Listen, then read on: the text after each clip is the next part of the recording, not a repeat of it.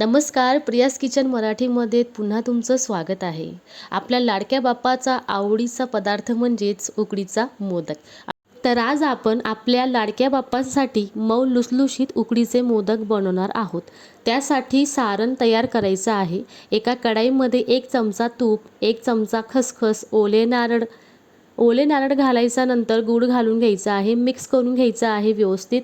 मिश्रण कोरडं करून घ्यायचं आहे. चांगलं परतून झालं की परतलं गेलं की वेलची पूड घालून गॅस बंद करत हे मिश्रण थोडे थंड करून घ्यायचं आहे.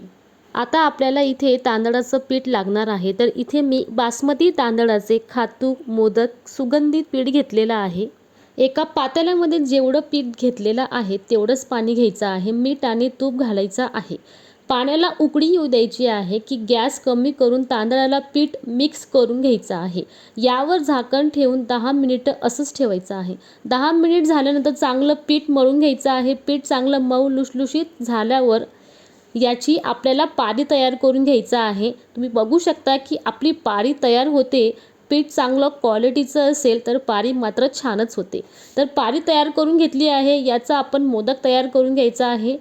भरपूर असं सारण भरून घ्यायचं आहे आणि 10 ते 12 मिनिटं आपल्याला स्टीम करून घ्यायचे आहे उकडीचे मोदक. तर अशा खूप छान पद्धतीने उकडीचे मोदक तयार होत आहे.